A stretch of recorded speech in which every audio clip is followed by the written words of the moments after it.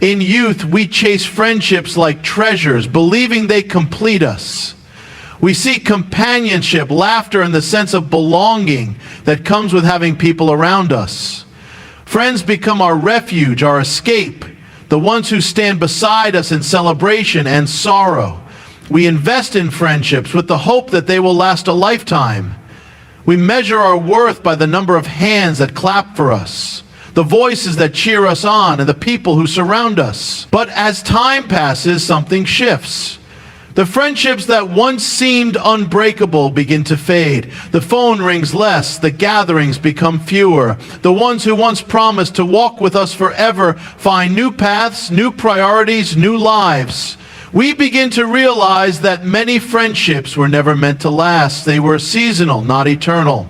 They served a purpose for a time, but they were not meant to be the foundation on which we stand. At first, this realization feels like loss.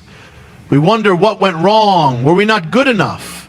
Did we fail to nurture those connections? Did life simply get in the way? But the truth is, it was never about us.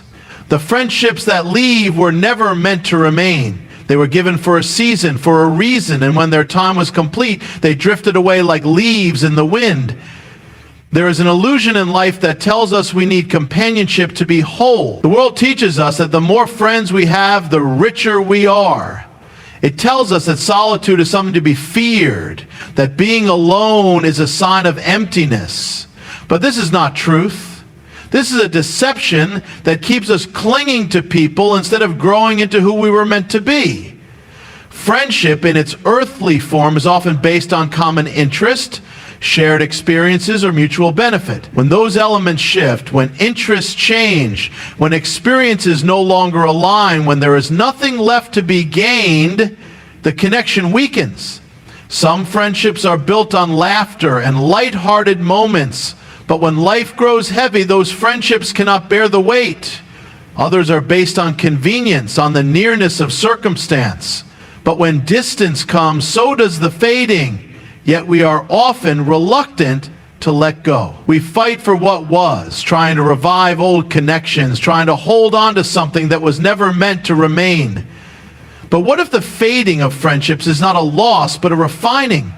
What if it is not about loneliness, but about a calling?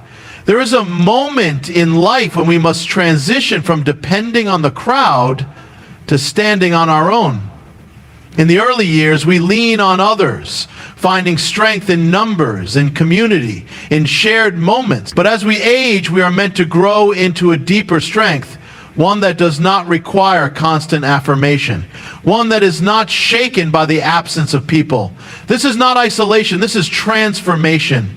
The great figures of history, the ones who walked in purpose, did not find their calling in the noise of the crowd, but in the silence of solitude. They were not shaped by the many, but refined by the few, or even by the absence of all. The prophets stood alone. The pioneers walked roads where no footsteps had been before. The ones who carried great purpose were set apart, not surrounded. And so, as time removes friendships from our grasp, we must ask, were they truly lost? Or were they never meant to stay? Was their absence a mistake, or was it part of the design? The illusion of companionship tells us that we are incomplete without others. But the truth is, we were never meant to be completed by people. Friendships are gifts, blessings along the way, but they are not the foundation. They are reflections of moments, not the source of our fulfillment. As we age, we begin to see through the illusion. We realize that the crowd was never the goal, the multitude was never the measure of our worth. The friendships that were meant to last will remain not because we cling to them, but because they were woven into the very fabric of our journey. And those that fade, they serve their purpose. And now we move forward, not in loss, but in wisdom. This is not emptiness, it is clarity. It is the stripping away of the unnecessary so that what remains is real, unshakable, eternal. Aging strips away the crowd, leaving us in the wilderness of solitude. At first it feels unfamiliar, even unsettling. We have spent much of our lives surrounded by people, family, friends, colleagues, and acquaintances. Their voices filled our days. Their presence provided a sense of belonging, and their companionship shielded us from loneliness. But as time moves forward, the noise begins to fade, and one by one, those around us begin to drift away. At first, we may resist this change. We reach out, trying to hold onto the connections that once felt unbreakable. We attempt to rekindle friendships, to recreate the moments of shared laughter, to grasp what was, but something has shifted. The conversations that once flowed effortlessly now feel forced. The energy that once bound us together is no longer there, and we are left with a choice. Either chase what is slipping away, or embrace what is unfolding before us. The wilderness of solitude is not a place of punishment, nor is it a place of abandonment. It is a place of transformation. It is the space where distractions are stripped away, where the superficial loses its grip, and where we come face to face with ourselves. In the busyness of life, we are surrounded by so much noise that we often do not hear the deeper call within us. But in solitude, there is silence, and in that silence, there is clarity. History has shown us that those who were called to something greater were often led into solitude. The prophets walked the desert alone. The visionaries spent years in isolation. Those who carried great wisdom were not molded in the comfort of crowds, but in the quiet of separation. It is in the wilderness that we are refined, where our true selves are revealed, and where we begin to see beyond the surface of life. Yet solitude can feel unsettling because we have been conditioned to believe that loneliness is a sign of emptiness. The world tells us that to be alone is to lack something, that to walk without companions is to be forgotten. But what if solitude is not a sign of loss, but a sign of elevation? What if it is not about being left behind, but about being set apart? When we are constantly surrounded by people, we are influenced by their voices, their expectations, and their opinions. We are shaped by their perceptions, their judgments, and their validations. But in solitude, we are free from those external pressures. We begin to see who we truly are, not as defined by others, but as we were meant to be. We discover what is real, what is lasting, and what is essential. Many fear solitude because they do not want to face themselves. They fill their lives with noise, with distractions, with relationships that keep them from ever having to be alone. But there is a purpose in solitude that cannot be found in the crowd. In the wilderness, we learn to listen not to the opinions of others, but to the voice that speaks within us. We learn to walk not with the security of numbers, but with the strength of purpose. In youth, we may have depended on friendships to give us a sense of identity. We may have sought validation from those around us, believing that our worth was tied to how many people stood by our side. But as we age, we realize that our worth was never in numbers. The crowd does not define us. Companionship does not complete us. And solitude is not emptiness. It is fullness of a different kind. The wilderness of solitude is a refining fire. It removes the unnecessary, leaving only what is true. It strips away falsehoods, distractions, and illusions, allowing us to see with clarity. It is not a place of punishment, but a place of preparation. It is where we transition from seeking approval to walking in confidence, from depending on others to standing in our own strength. Some will resist this journey. They will fight to stay in the comfort of the crowd, fearing the silence that comes with solitude. But those who embrace it will find something far greater than what they lost. They will find peace that is not dependent on people. They will find wisdom that does not waver with changing opinion. They will find a purpose that does not require the validation of others. Solitude is not something to fear. It is something to embrace. It is where we are no longer defined by who is with us, but by who we have become. It is where we step into the fullness of who we were always meant to be. The friendships based on convenience, entertainment, or mutual benefit fade away with time. What remains is the foundation, the core of our existence. This truth is often difficult to accept, yet it is a reality that comes with age. When we are young, friendships seem boundless. They form effortlessly, often sparked by shared experiences, common interests, or simply the proximity of life circumstances. We form bonds in schools, workplaces, social circles, and communities. We believe these connections will stand the test of time, that they will endure every season of life. But time has a way of revealing what is real and what is temporary. As we grow older, life begins to change. Careers shift, families grow, priorities evolve. The friendships that once felt unshakable start to show signs of wear. Some friendships were built on moments of laughter and shared adventures.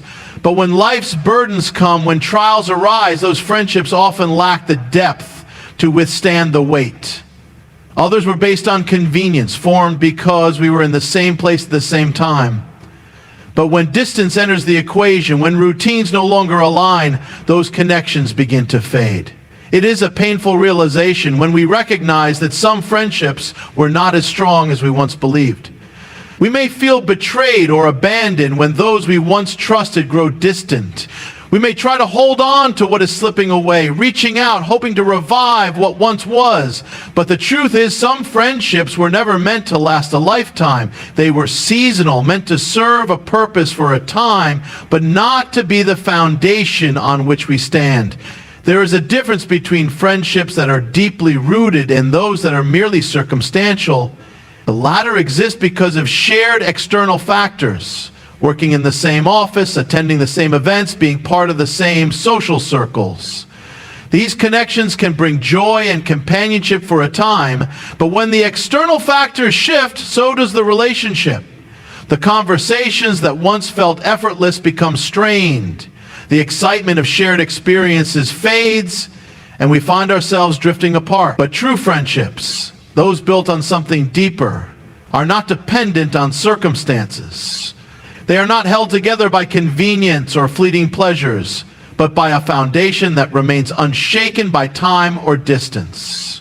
These friendships are rare, and as we age, we come to realize just how few of them truly exist. At first, this realization can be disheartening. We may look back and see how many people have come and gone, how many relationships have faded into memories. We may wonder if we are becoming isolated, if we have done something wrong, if we are losing what once made life full. But this is not a loss. It is a refining. What remains after the fading of shallow ties is what was always meant to remain. The relationships that withstand the test of time are those rooted in something greater than convenience. They are not based on how much we entertain each other or how frequently we interact. They are built on trust, on truth, on a shared understanding that does not require constant validation. These are the friendships that do not demand effort to survive because they exist beyond the surface level of life. Many struggle with this shift as they age. They long for the days when friendships were abundant, when life was filled with constant social interactions. They feel the absence of companionship and mistake it for emptiness. But perhaps this change is not meant to bring sorrow, but clarity. When the unnecessary fades away, what remains is the essence of who we are. We are no longer surrounded by people for the sake of being surrounded. We no longer seek validation through numbers or external connections. Instead, we are left with what is real, what is lasting, what is true. This is not isolation, it is purification. It is the stripping away of all that was never meant to last so that what remains is genuine. We do not lose by letting go of shallow friendships. We gain by recognizing what is real. As we age, the friendships that were based on mere convenience disappear, and what remains are the relationships of depth and meaning. And even more than that, what remains is ourselves, no longer defined by who walks beside us, but by who we have become.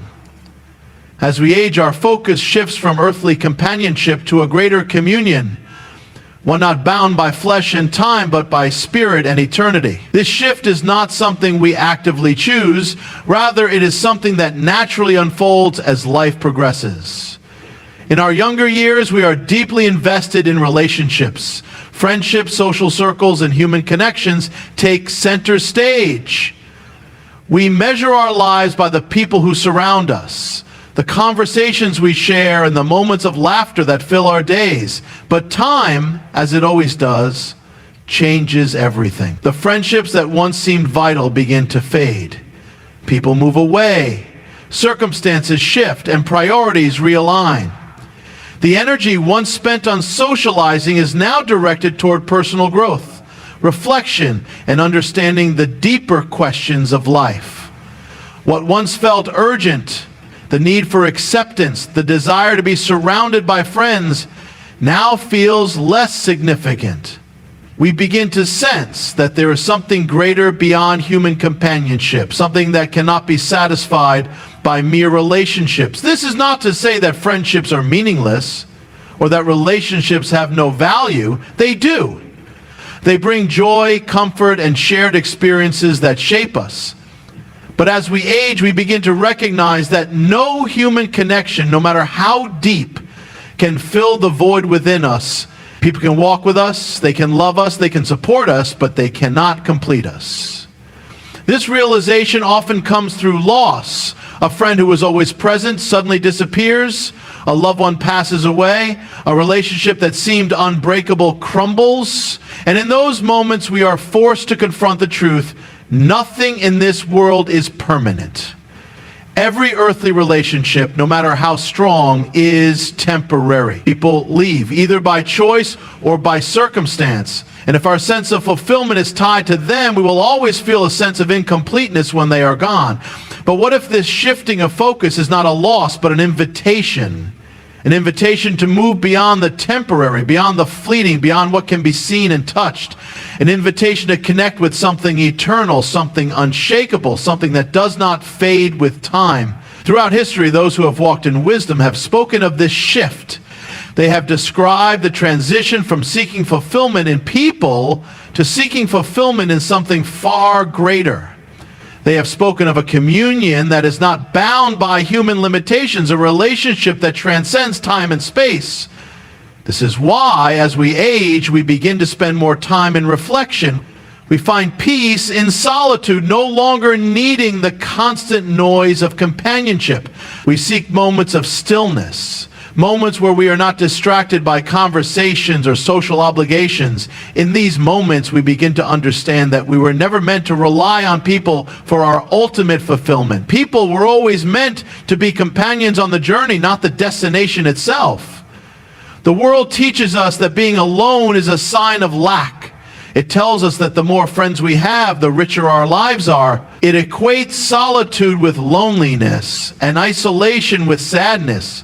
But the truth is the opposite. The greatest discoveries, the most profound revelations, and the deepest joys often come in moments of solitude. It is in those moments that we truly see, truly hear, and truly understand.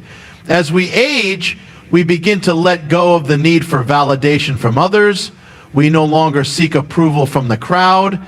We no longer feel the need to be surrounded by people at all times. Instead, we become more attuned to what truly matters. We begin to cherish the quiet, to appreciate the simplicity of life, to find joy in things that once seemed insignificant. And in this shift, we find freedom. The freedom of not being bound by the expectations of others. The freedom of knowing that our worth is not tied to how many people surround us. The freedom of understanding that even if every human relationship fades, we are not truly alone. This is the divine shift, the movement from seeking fulfillment in the temporary to embracing the eternal. It is a shift that not everyone is willing to make, because it requires letting go. It requires releasing the illusion that people can complete us. It requires accepting that the friendships we once held so tightly may not last forever. But in this release, there is peace. Because what we gain in return is something far greater than friendship, something deeper than than companionship. We gain a connection that is not limited by time, not weakened by distance, not threatened by change. We step into a communion that fills every void, that satisfies every longing, that brings a sense of completeness that no human relationship ever could. As we age, this shift happens naturally. The distractions fade, the voices grow quieter, and in that silence, in that stillness, we find something we never realized we were searching for all along. Something that was always there, waiting for us to see beyond the temporary and into the eternal. As we age, we begin to understand that true strength is not found in numbers, but in solitude. This is not the weakness the world imagines it to be. Rather, it is the refining of a soul that no longer relies on external validation. The illusion of strength in companionship fades, and what remains is the reality that we were never meant to depend on others for our sense of purpose. In our younger years, we are conditioned to believe that our worth is tied to how many people surround us. We measure success by the number of friends we have, the invitations we receive, and the constant presence of others in our lives. Society teaches us that solitude is to be feared, that being alone is a sign of failure, and that to live a full life we must always be in the company of others. But as time passes, we begin to see the flaws in this belief.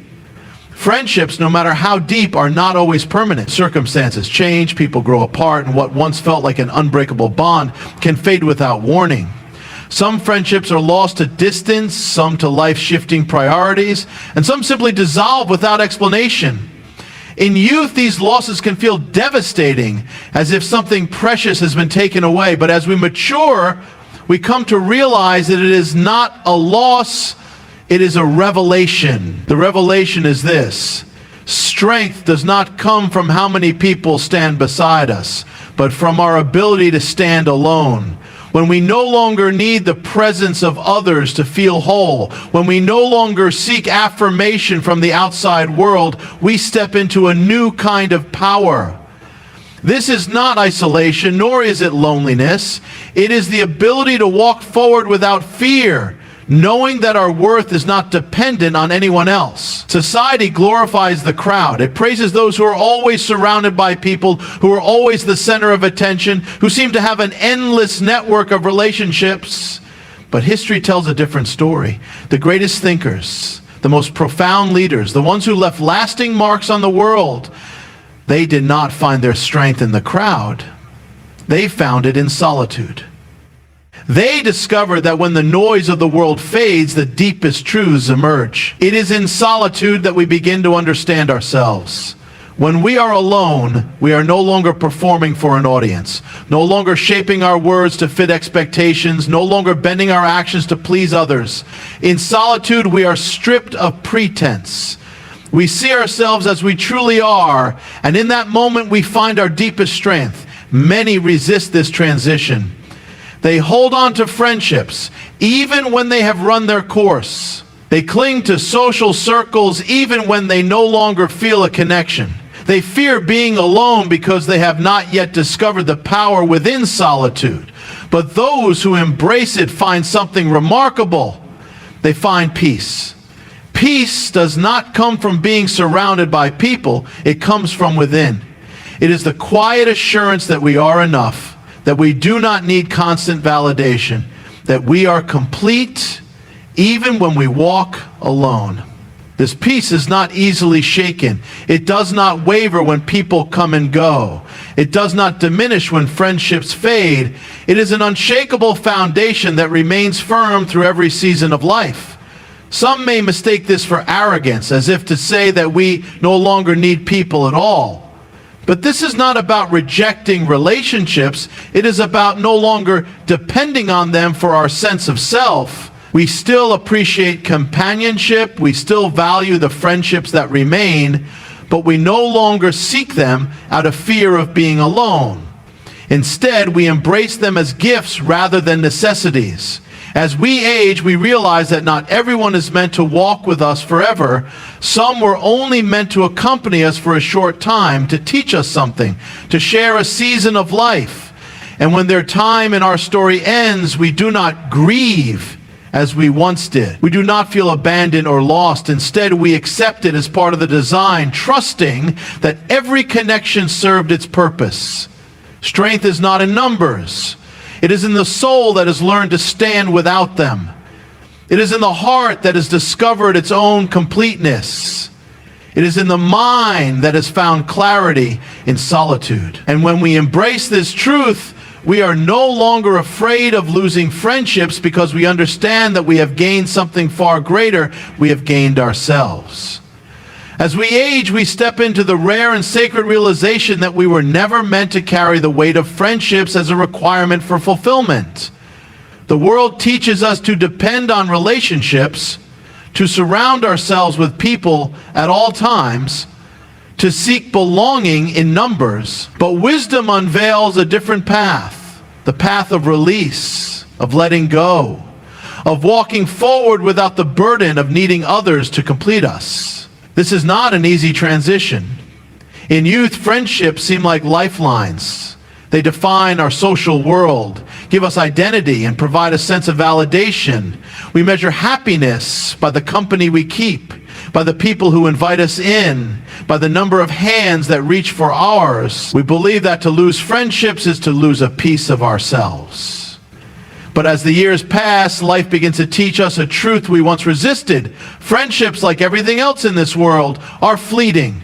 The friendships of youth are often built on common experiences, shared classes, mutual struggles, youthful adventures. But time moves forward. The school ends, jobs change, families grow, and suddenly the friendships we thought would last forever begin to dissolve. It happens quietly at first. Missed calls, unanswered messages, plans that never materialize. Then one day we realize that the people who once knew us best have become distant figures from another time. At first, this realization brings sorrow. We wonder if we have done something wrong, if we should have tried harder, if we should fight to hold on to what is slipping away. But wisdom whispers something different. Let go. Not with bitterness, not with regret, but with peace. Let go of the belief that every friendship must last forever. Let go of the idea that you are less whole without them. Let go of the burden of trying to force what no longer fits. This is not an act of rejection, but of release. When we stop clinging to what was, we free ourselves to embrace what is. We open ourselves to the reality that life moves in seasons, that people come and go, that not every relationship was meant to last a lifetime. Some friendships were meant only for a time, to serve a purpose, to teach us something, to shape us in ways we could not have been shaped alone. And when that purpose is fulfilled, when that season has passed, we must be willing to step forward without trying to drag the past with us. As we age, we begin to appreciate the beauty of simplicity. The constant need to fill our lives with social activity fades. We no longer crave the noise, the endless conversations, the gatherings that once felt essential. Instead, we find joy in the quiet, in the stillness, in the moments of reflection. We learn that there is a richness in solitude that we never knew before. In this space, we come to understand that fulfillment was never meant to be found in people. They were companions on the journey, yes. They brought joy, comfort, and laughter. But they were never meant to be the source of our identity, our peace, our wholeness. That was always meant to come from within. Society struggles with this truth. It tells us that to be alone is to be lacking, that to have fewer friends is to be less successful, that solitude is a sign of loneliness. But those who have walked this path know otherwise. They know that true fulfillment is not found in the presence of others, but in the completeness of the soul. They know that the richest peace comes not from being surrounded, but from standing firm in the knowledge that they are whole, even when no one else is near. There is a profound freedom in this realization. No longer do we fear the absence of friendships. No longer do we feel the need to chase relationships that are fading. No longer do we seek validation through others. We have learned to release, to let go, to walk forward without fear. And in this release, we discover something incredible. The friendships that were truly meant to remain will remain without effort. The people who are meant to walk with us will do so without force. And those who are no longer part of our journey have served their purpose, and it is right to let them go. Aging is not about losing, it is about refining. It is about stripping away the unnecessary, removing the distractions, and stepping into the fullness of who we were meant to be. We no longer need friends to tell us who we are because we have finally come to know ourselves. We no longer fear walking alone because we have learned that solitude is not emptiness, it is completeness in another form. So we release. We let go of what no longer serves us. We walk forward not in loneliness but in peace. And in doing so, we embrace the truth that has been waiting for us all along. As we age, no friends are needed